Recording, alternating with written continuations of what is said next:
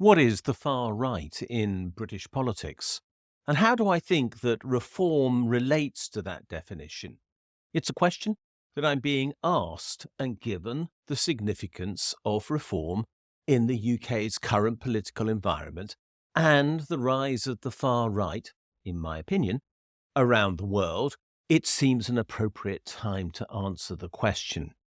2025 is, in political terms, going to be dominated by these parties, and they are going to try to create narratives that upset the status quo within the politics of the UK as a consequence, and therefore it seems right to define the terms that I use when I describe a political party as being on the far right. There are quite a number of ways in which I think that this is flagged, and I'm going to highlight a whole series of them. They aren't in numerical order. They aren't necessarily in order of priority. The point is that you have to assemble this evidence across a whole range of indicators to suggest fairly conclusively that a party is on the far right, and that's what I intend to do in this video.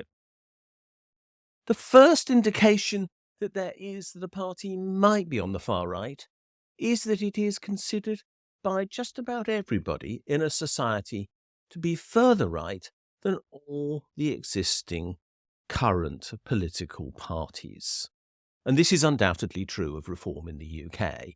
There isn't anybody who pretends that reform is not at least on the right wing of the Conservative Party or further right than it. And remember that the Tories have shifted significantly towards their right wing over the last decade and moved away from their old one nation view of the world. So just on that basis alone, purely technically, reform is clearly on the far right of politics, because if the Tories are in the centre right and Labour is in the moderate right, then reform must be on the far right, and technically that's a term we can use simply to describe where they are.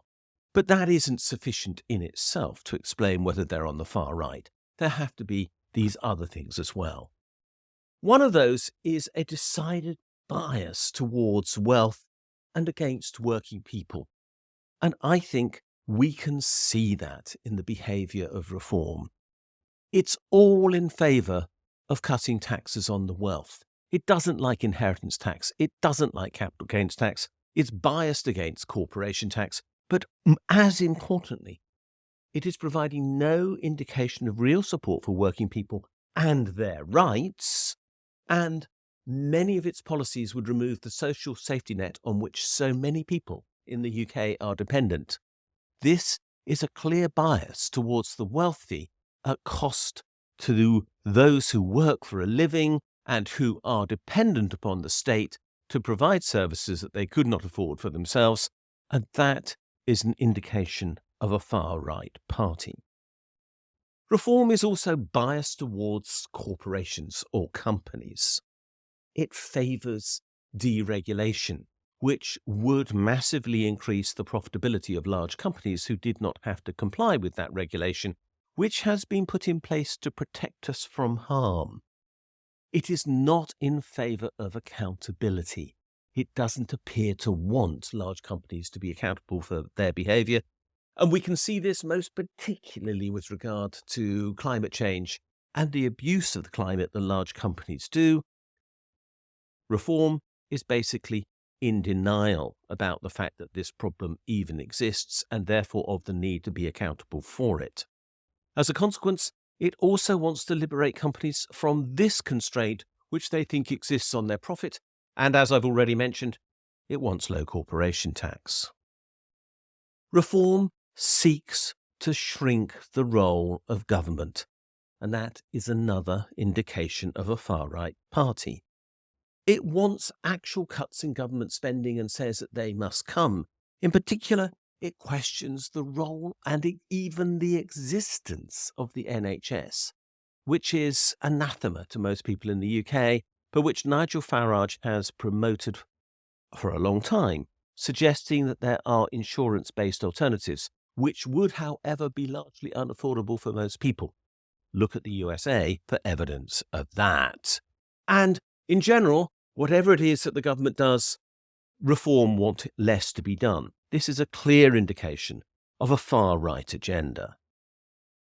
I also think reform has a disdain for democracy. Let's look at the clearest indication of this. Reform is a private limited company controlled by Nigel Farage. There is actually no democracy within this political party, or what it claims to be a political party, because Nigel Farage decides what happens. You could not get a clearer indication for disdain of democratic process within a political party than that. It's not accountable to anyone, as is apparent from the promotions and sackings that take place in that party on a regular basis. And I believe that is an indication of the approach of reform to democracy as a whole. Reform also highlights the significance of military power. There's nothing that Nigel Farage likes more than the chance to be a little bit jingoistic. On the beaches in Normandy, whenever there's an anniversary, he wants to be there celebrating the forces. But he also wants an increase in spending on the forces at a time when he wants to cut government spending in general. This dependence on the forces is a very clear indication of a far-right party.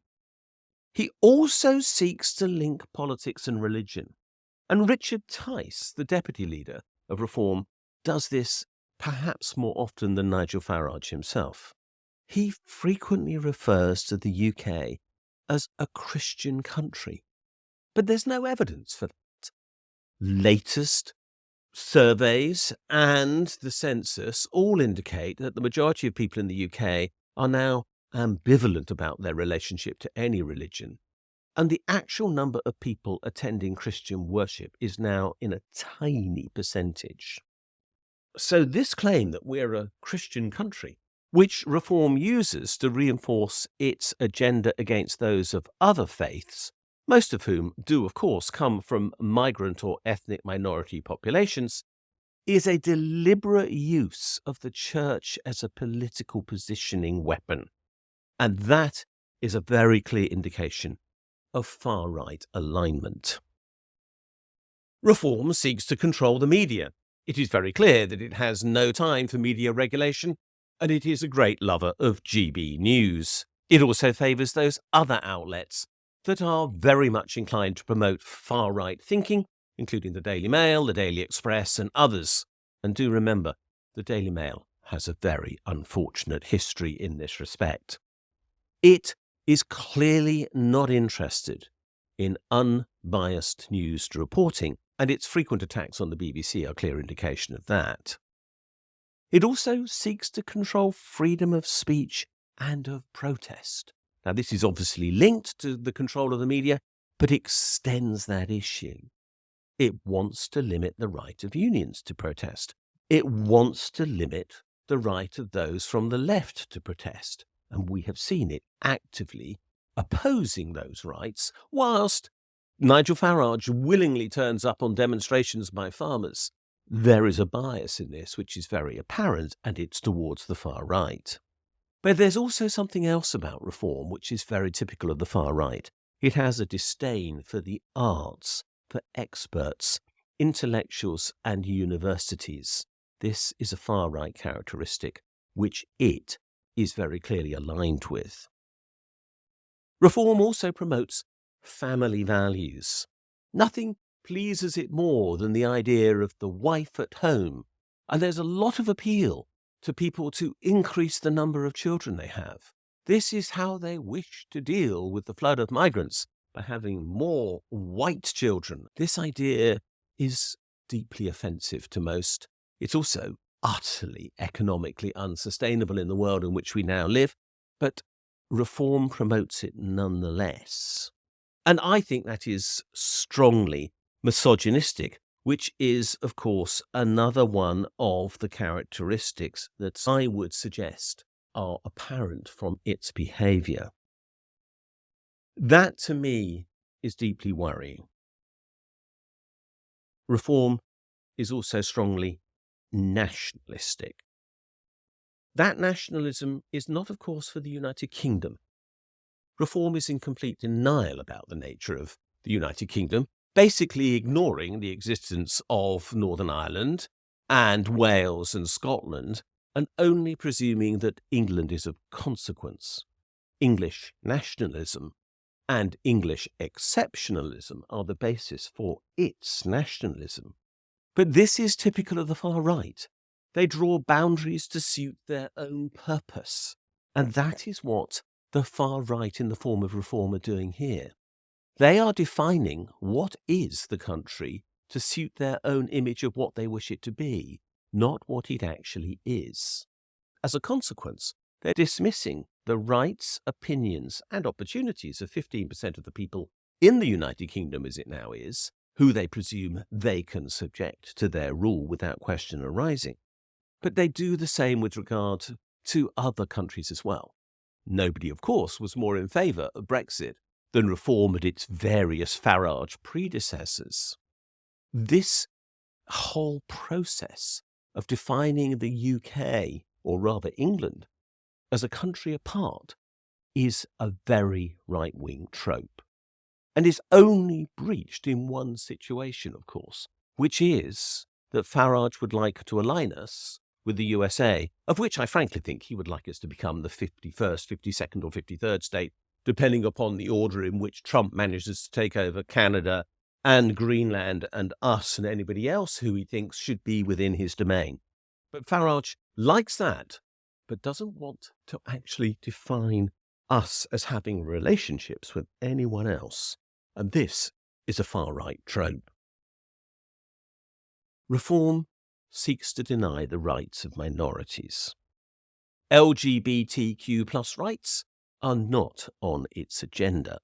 I've already mentioned its position with regard to women, which I think is deeply misogynistic, and it does appear that it is quite contemptuous of those with mental ill health and those who are not from the mainstream thinking within the UK, as a consequence sidelining all those with autism and ADHD and with any other form of neurodivergent condition, which actually means that they are more than able to operate in society so long as society recognises that they do not operate in a neurotypical fashion.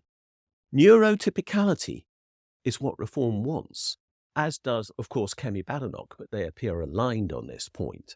And that is the clearest indication of this lack of tolerance of minorities, which is, of course, then seen in Reform's populist nature.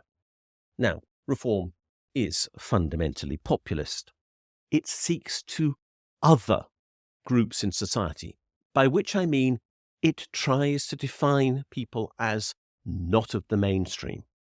And I've just mentioned some groups that it does not want in the mainstream, and we are, of course, always aware of the fact that so much that has come from Nigel Farage is what looks racist to some people, but if it isn't racist, is most certainly against the best interests of those from ethnic minorities and is fundamentally opposed to migration, with that opposition to migration appearing to be much higher in the case of those who happen to not be white or male. And this, to me, I think, is a clear indication of populist anti-migrant narratives, which are also reflected in its demand that those who do come to the UK assimilate and abandon their own cultures, for which there is no reason, because those cultures add to the diversity and joy of life in the UK. But perhaps most of all, this policy is indifferent to the creation of fear or of the causing of offence, which appears to be such a part of the programme that Reform wants to promote. There is a refusal at the very heart of this programme to recognise the multi-country, multicultural nature of the United Kingdom as a whole, which is aligned with the English nationalism to which I've already referred. This is a trope from the far right, and I believe it aligns Reform with the far right. And finally, And let's just mention it. There is cronyism. Cronyism is, of course, normally associated with corruption. And I'm not suggesting that reform is corrupt, but I am suggesting that it might be afflicted with cronyism. And how do I know? I'll go back to another point I've already mentioned. The fact that Nigel Farage will not tolerate any form of opposition to his views within the party that he has created. He risked it with UKIP. He risked it with the Brexit Party, but he will not risk it with reform. He is in control. And if that isn't a definition of cronyism, in the sense that those who wish to get on have to crony up to Nigel, or they have no chance of doing so, then I don't know what is. And this, again, is a clear indication of a far-right movement. So that's how I view the far right. Those groupings are what I think are significant, and why I think Reform is a far-right party. I know that there will be those who disagree, and they're very welcome to do so. But this is the criteria I'm using, and that is why I think Reform is on the far right, and because I find so many of those issues that it promotes repugnant. That is why I will be spending time in 2025 challenging everything that they and those who are closely aligned to them in the Tory party stand for. Thanks for watching this video. If you like what you've seen, please subscribe to this channel and push that bell button that tells you when we posted something new. You can also find me on Twitter at Richard J. Murphy. And more importantly, you can follow my blog, the Funding the Future blog. And if you do, you'll get daily updates on what is happening in our economy and in the politics that surround it.